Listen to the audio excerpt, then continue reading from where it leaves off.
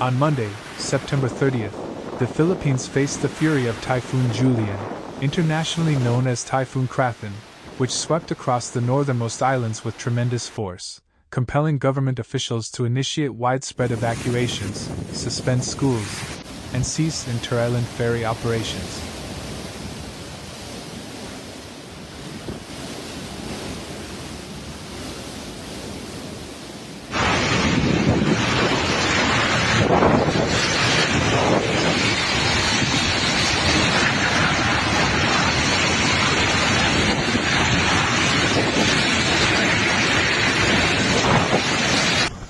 Authorities also warned of the potential for catastrophic damage to coastal communities as the typhoon's powerful winds and torrential rain battered the region.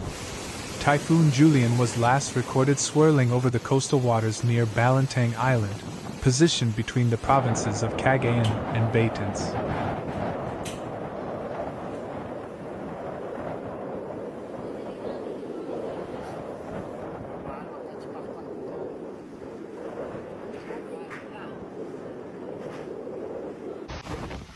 Government forecasters reported sustained winds reaching 109 miles per hour, with violent gusts up to 133 miles per hour. As the storm churned westward, it was expected to intensify further, potentially becoming a super typhoon as it shifted its path northeastward, heading towards Taiwan by Tuesday.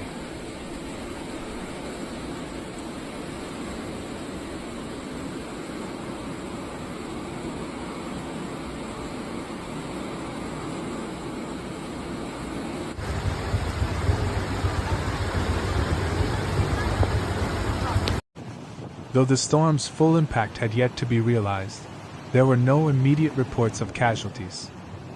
However, the destructive potential loomed large, prompting cautious vigilance throughout the affected areas.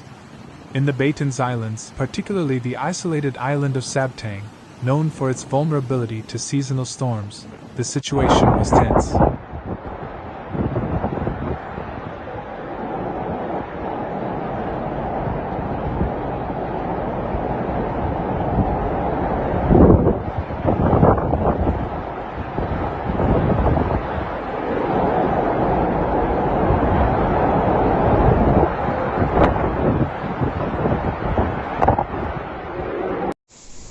According to a local police officer, the town's streets were eerily deserted, with the thousands of residents staying indoors as howling winds ripped through the area. The relentless gusts rattled roofs, bent trees, and tested the strength of walls.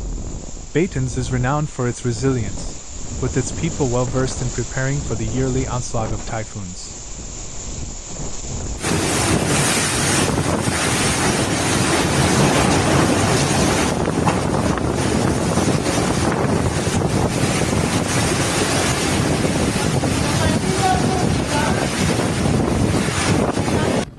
Residents had proactively taken measures, reinforcing their homes with ropes and boards, covering windows, and securing their fishing boats inland to protect them from the storm's surge.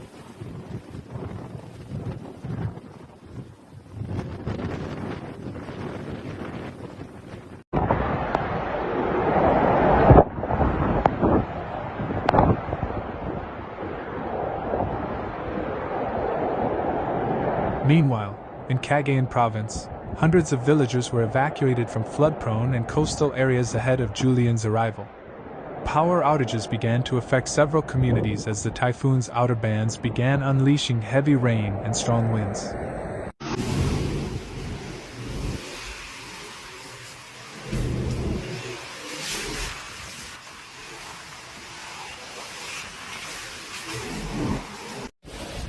Local authorities suspended classes across all levels in multiple northern provinces, citing safety concerns for students and staff. In addition to school closures, sea travel between islands was suspended, particularly in towns most vulnerable to the typhoon's impact, to prevent accidents as waves began to rise dangerously.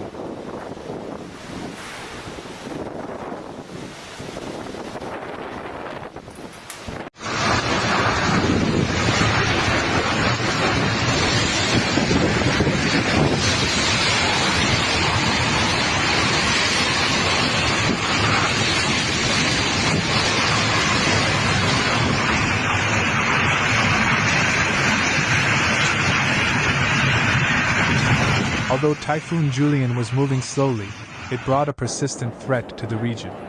Government officials continued to monitor its path closely, readying further evacuations and emergency measures.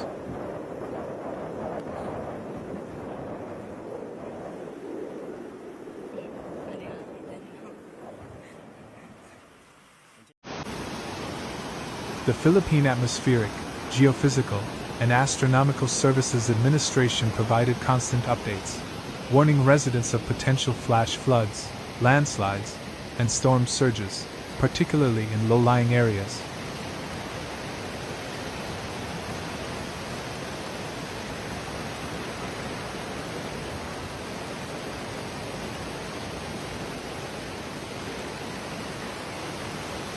The Philippines, a country hit by about 20 tropical storms and typhoons each year, faces constant challenges due to its geographical location.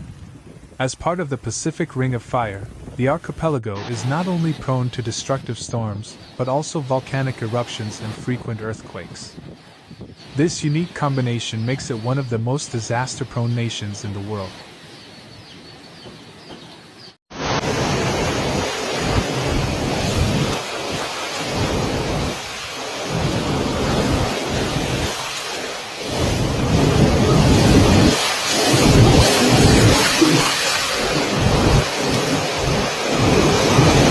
The government has invested heavily in disaster preparedness, equipping communities with evacuation plans and building storm-resilient infrastructure, but the destructive power of nature often overwhelms even the best-laid plans.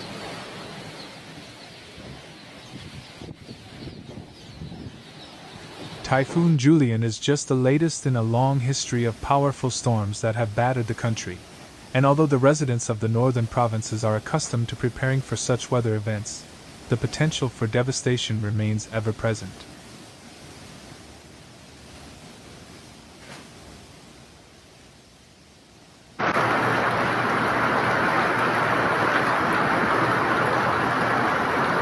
With the storm potentially growing stronger as it shifts toward Taiwan, neighboring nations were also put on alert, bracing for the typhoon's next move. For the residents of Batanes and Cagayan, however, the priority remained survival, as they hunkered down against one of nature's most formidable forces.